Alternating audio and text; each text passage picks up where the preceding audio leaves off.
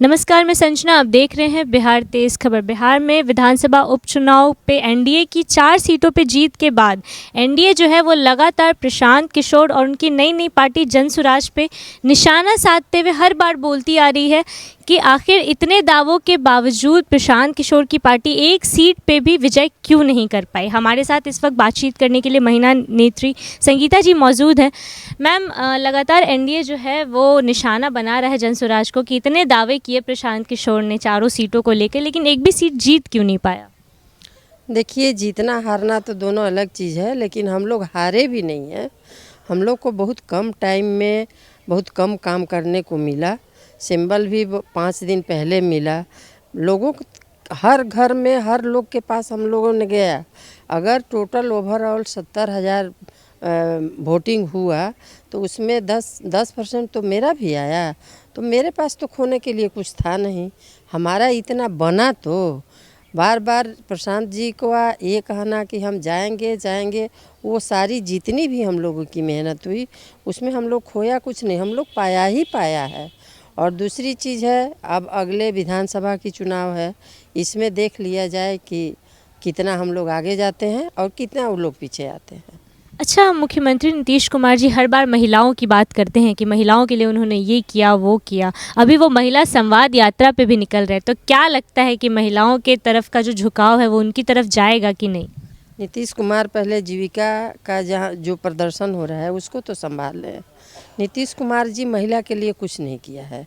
महिला के लिए वो क्या किए, शराबबंदी कर कर के महिलाओं को अब घर के अंदर ही प्रताड़ना करने पे जेंट्सों को मजबूत स्थिति में ला दिए हैं। पहले तो था कि रोड पर भी कुछ भी हो सकता था, लेकिन अब महिलाओं को वो जितना भी कष्ट है अब घर के अंदर सहना पड़ता है। नीतीश जी महिला के लिए कुछ नहीं किए हैं। तो वो तो बोल रहे हैं कि शराबबंदी जो है वो लागू है, वो अभी भी नहीं मान रहे कि शराबबंदी ख़त्म हो चुकी है। उनका कहना है कि शराबबंदी जो है वो अभी भी लागू है, अगर कोई चोरी छुपे पी रहा है तो उसका क्या कर सकते हैं, वो ये कह रहे हैं। नहीं, वो कर बहुत सकते हैं। शराबबंदी लागू नहीं है। शराबबंदी पहले अब इस व्यू से लागू है कि वो घर घर तक अपनी डिलीवरी पहुंचा रहा है। पहले आपको दुकान पे जाकर मिलता था, अब आपको ऑनलाइन घर में ही मिल जा रहा है। यही लागू किए हैं वो भी दुगने दामों में। हाँ, वो भी दुगने दामों में। और वो ख़त्म नहीं किए हैं इस चीज़ को। अच्छा, एक लाइन बड़ा वायरल चल रहा है आजकल। एक बयान दिया गया था कि प्रशांत किशोर जी जो हैं वो किशोर हैं और एक जो है नीतीश कुमार जी वो बुज़ुर्ग हो गए हैं, तो दोनों ही राजनीति के लिए सही नहीं है। क्या कहिएगा इस बात। नहीं, बिल्कुल प्रशांत किशोर जी किशोर हैं और नीतीश कुमार जी भी बुजुर्ग हैं। अब उनको रिटायर ले लेना चाहिए और टोटल अपना जितना भी चार्ज है प्रशांत किशोर जी को दे देना चाहिए। वो तो बोल रहे हैं कि किशोर हैं तो वो तो बच्चा है, उनको कुछ नहीं आता है। नहीं, तब नीतीश कुमार अपने बेटे के लॉन्च करने में पड़े क्यों हैं? उनको तो नहीं पढ़ना चाहिए ना। वो भी तो वंशवाद को आगे ही बढ़ा रहे हैं। प्रशांत किशोर जी उनके बच्चे से काफ़ी आगे हैं और काफ़ी आगे क्वालिफाइड भी हैं। जितनी नॉलेज इनके पास है, हमको नहीं लगता है कि नीतीश कुमार के बेटे के पास 10% भी इसका नॉलेज उनके पास होगा। अच्छा, नीतीश जी की सरकार में सब कुछ ठीक रहा है कि नहीं, मतलब नीतीश जी की जो सरकार इतने दिनों से रही है वो मतलब सही रहा है कि नहीं बिहार के लिए। मेरे समझ से तो कुछ भी सही नहीं है। नीतीश जी भी उसी लोटे में बार बार चले जाते हैं, वंशवाद में चले जाते हैं। कभी इस पार्टी में रहते हैं, कभी उस पार्टी में रहते हैं, कभी कोई काम कहते हैं तो करते नहीं हैं।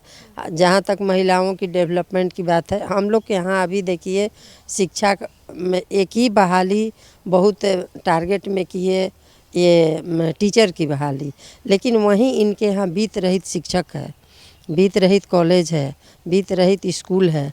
नीतीश जी ने कभी इस पे चर्चा नहीं करते हैं कि उसमें जो पोस्टेड हैं उनका बेटा बेटी, उनका अपना पेट कैसे चलता है, इस चीज़ पर कोई फोकस नहीं है। नीतीश जी ने बीपीएससी से अपना वैकेंसी निकालते हैं, अपना पैकेट भरते हैं और शिक्षकों की बहाली कराते हैं।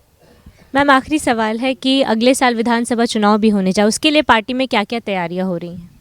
हम लोग काफ़ी तैयारी करेंगे।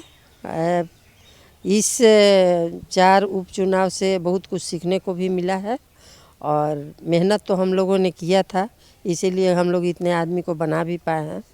और इससे करीब हम लोग 10 गुना 20 गुना ज़्यादा प्रयास करेंगे और विधानसभा चुनाव में 243 सीट में 243 सीट लाने का प्रयास करेंगे।